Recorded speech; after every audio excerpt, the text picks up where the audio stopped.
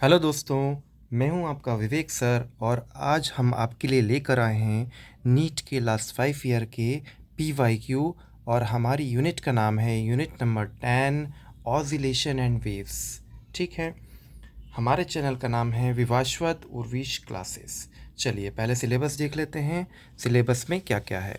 तो देखिए, सिलेबस में है periodic motion, frequency, displacement as a function of time, period of function, simple harmonic motion and its equation, phase, oscillation of a spring, restoring force and force constant, energy in SHM, kinetic energy, potential energy, simple pendulum derivation of expression of time period, free and forced and damped oscillation and resonance।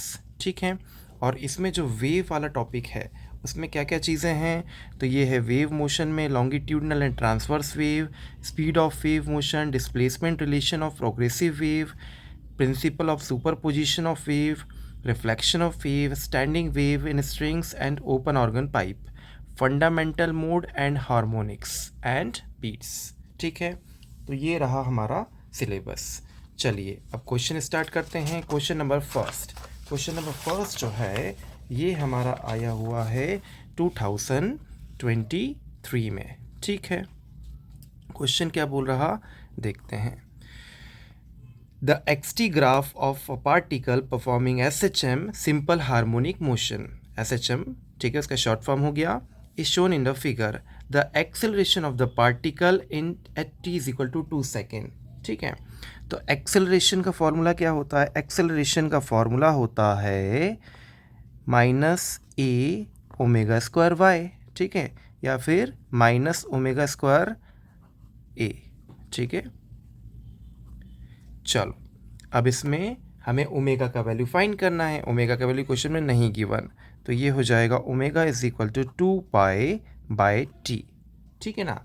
अच्छा, total time period कितना है देखो ज़रा, 0 से start हुआ और final time 1 oscillation का 8 है, तो यहाँ पर हम रखेंगे 2π/8। इसको ज़रा सॉल्व करो, 2 1 ज़ा 2, 2 4 ज़ा 8, दैट विल बी π/4।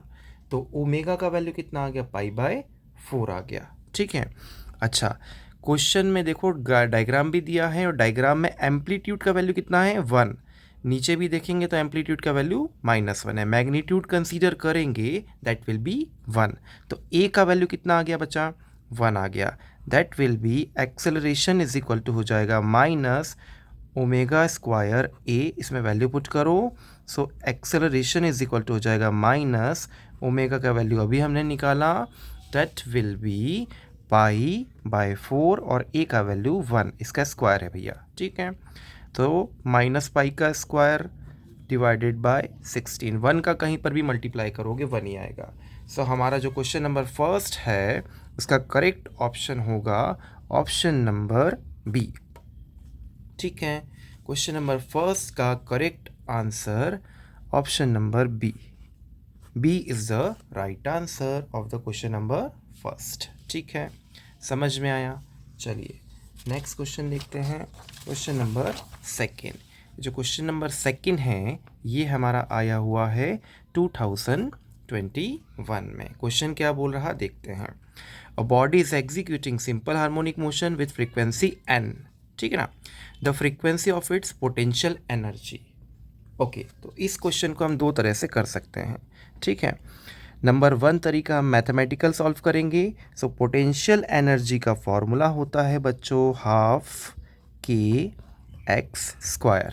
ठीक है, या ky² कर लो, और x का वैल्यू होता है a sin ω t। ये डिस्प्लेसमेंट की वैल्यू हुई SHM की। ठीक है, अब ये वैल्यू हम यहाँ रख देते हैं, तो ये हो जाएगा बच्चा ½ k। ठीक है, x का वैल्यू रखो a sin ω t का होल स्क्वायर। ठीक है, तो potential energy is equal to हो गया ½ k, ब्रैकेट में a का स्क्वायर और साइन स्क्वायर ω t। इसको थोड़ा सा हम सॉल्व कर लेते हैं। ठीक है, तो हमारे पास एक फॉर्मूला होता है cos 2ω t का, ये होता है 1 - 2 साइन स्क्वायर ω t। ठीक है, इसको ऐसा ऐसा करते हैं।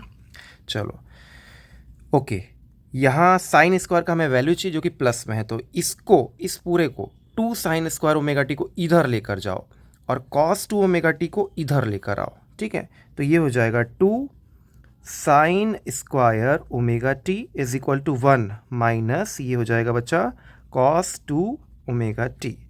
तो यहाँ पर ये आपका आएगा sine square omega t is equal to 1 minus cos 2 omega t divided by 2।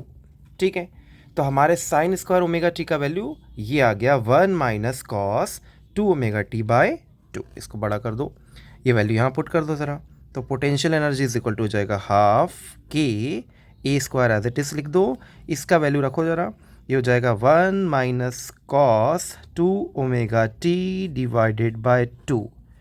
ठीक है भैया, इस पूरे का value sign square omega t का वैल्यू ये पूरा का पूरा आ गया। ठीक है, अब देखो ज़रा, इसमें फ्रीक्वेंसी है, ये ओमेगा होता है एंगुलर फ्रीक्वेंसी। ठीक है, और ओमेगा इज इक्वल टू होता है या फिर डायरेक्टली प्रपोर्शनल हम बोलते हैं फ्रीक्वेंसी।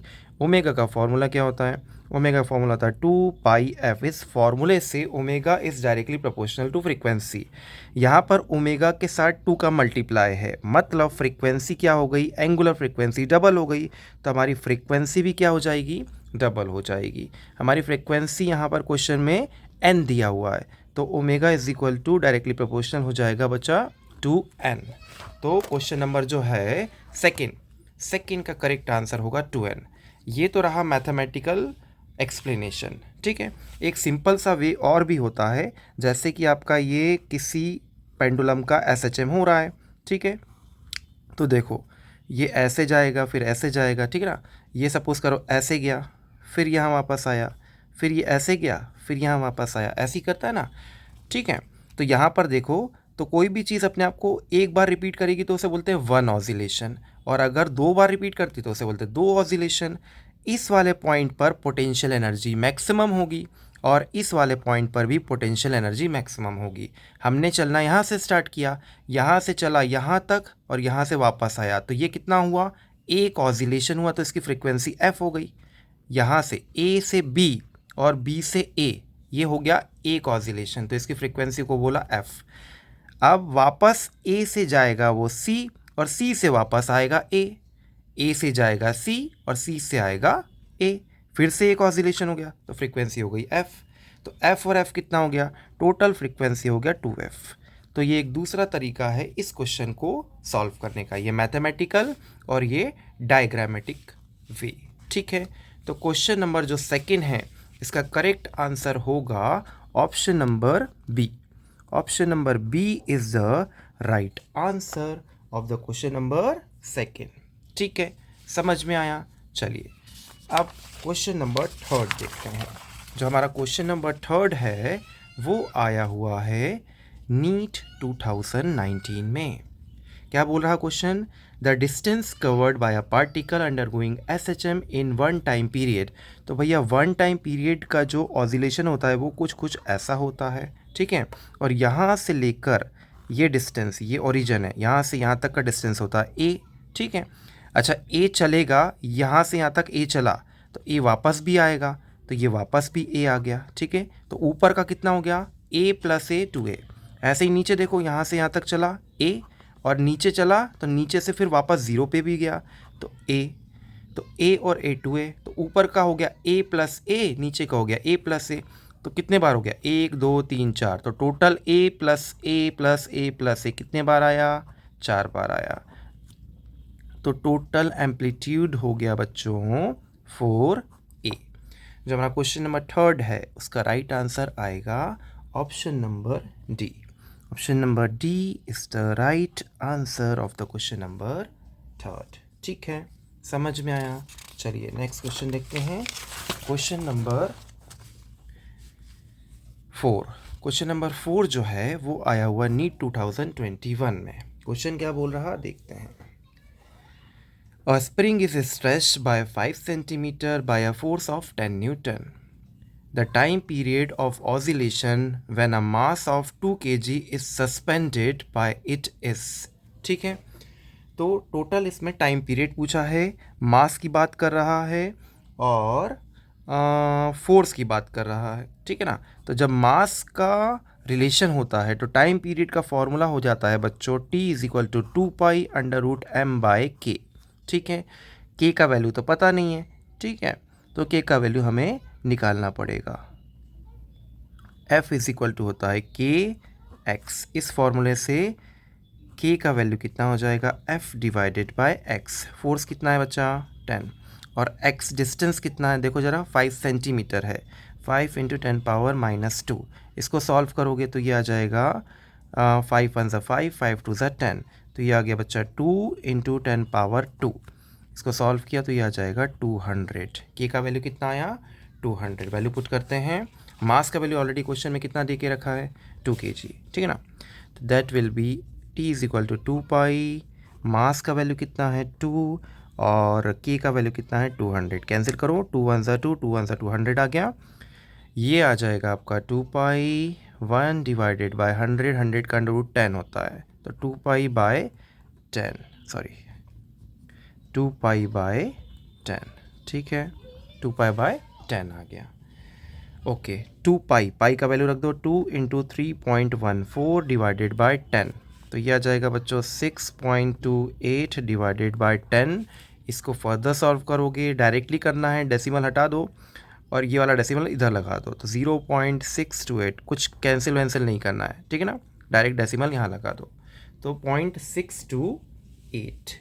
तो हमारा जो क्वेश्चन नंबर 4 है इसका करेक्ट आंसर होगा 0.628। Option number D is the right answer of the question number 4।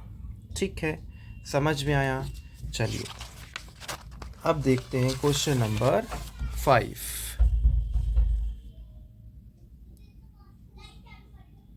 चलिए क्वेश्चन नंबर 5 जो है हमारा आया हुआ है नीट 2020 में। क्वेश्चन क्या बोल रहा देखते हैं।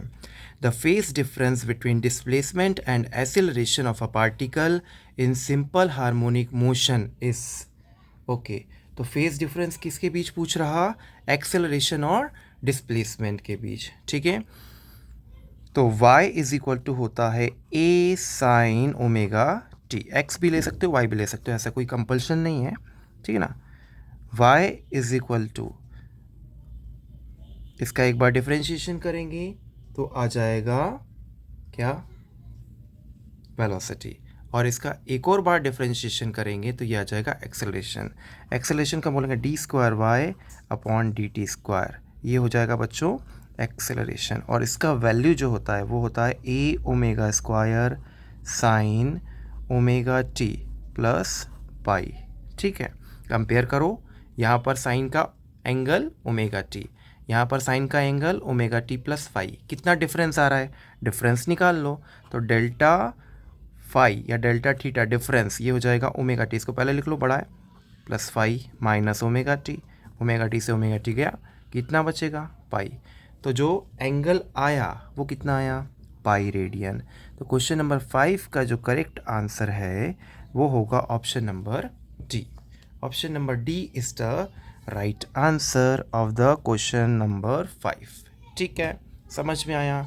चलिए आज के लिए इतना ही। पसंद आए तो लाइक और सब्सक्राइब ज़रूर कीजिएगा। Thank you.